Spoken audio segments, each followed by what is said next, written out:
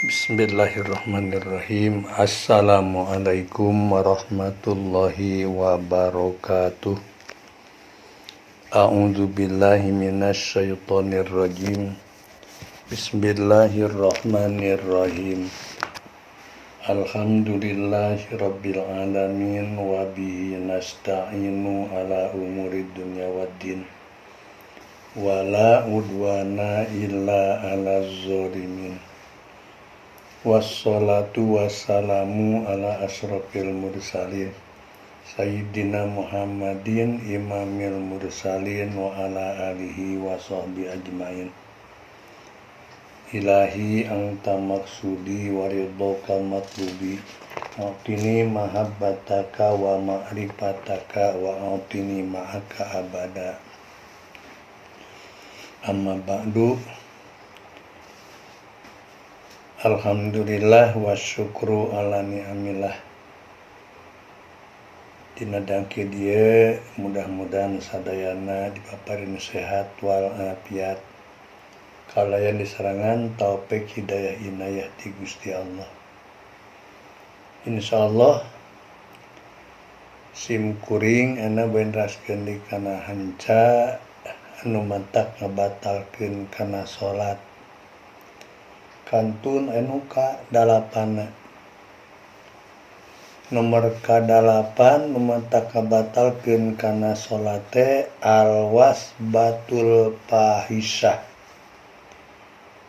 Anu hartosna wasbatul fahisyah teh luncat ngajeleng anu goreng.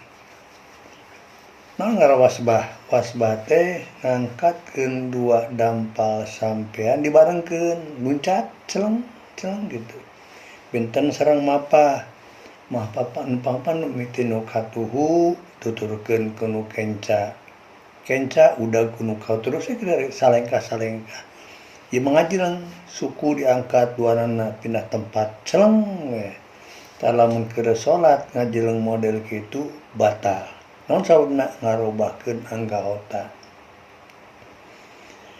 Malahan dihukuman keneh batal sapatos jalma ngarobahkeun badan. Keur salat heg edeg oyag-oyagan badanna, awakna, sirahna oyag-oyagan. Maca Fatihah bismillahirrahmanirrahim. Alhamdulillahirabbil alamin. Eta badan beri goyang, sirahna goyang, sanajan dampal sukuna anger teu mirobah, tapi hukumna mantak kabatalkeun kana salat. Bahasana kaza wa kaza tahriku kulil badan. Nya kitu deui mantak batal salat saperti luncat tadi, tahriku kulil badani ngarobahkeun sakabeh badan. Walau min gurin nakli kodamaihi, sanajan teu bari ngalihkeun dampal sampean duanana. Dampalna anger nangtung ti dinya, cuman oyag-oyagan, goyang kanan, goyang kiri terus we bari salat teh. Edeg mangka eta edeg ge mantak ngabatalkeun kana salat. Salajengna kasalapana ad-darbatul mufritatu, neungeul anu mantak goreng lah gitu, neungeul tarik. Misalna aya ateul misal tina leungit keur salat tepak tarik, oh digitukeun teh batal eta. Kedah launan teh pendek mah. Lamun ditarikeun mah eta teh hukumna teh mantak kabatalkeun kana salat. Ulah eta janten upami ateul mangga diaro teh sawios. Simpen dampal panangan tetepkeun, curug na ku ramona. Utek mangga eta mah jujuna juj ali eta mah. Sanajan 10 kali teh sawios, mangga heg teu naon. Terus garuan ku ramo teh.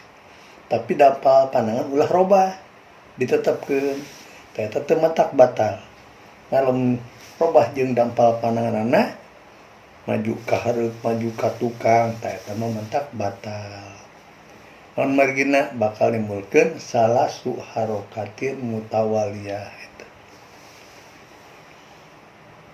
Saterasna deui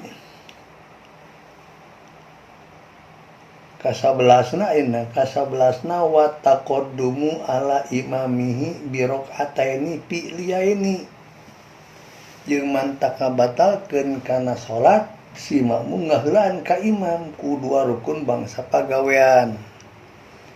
Misalna imam masih kere ngadeg, nah ari ruku miheulaan. Imam ngadeg keneh geus itidal mana sami Allahu liman hamidah. Eta dua rukun eta ngaheulaan, eta hukumna batal. Atau imam ruku Allahu Akbar, makmum ruku, imam bacana boyot meureun. Imam gancang, makmum teh itidal miheulaan sorang, terus turun kana sujud. Tah eta teh ngaheulaan ku dua rukun, mangka hukumna batal salatna. Teu kenging eta kalakuan kitu nya.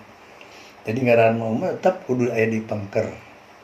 Tuturkeun we imam ruku nembe makmum ruku. Nuturkeun ieu. Ulah disarengkeun, cuman sunat sareng mah tina maca amin wungkul.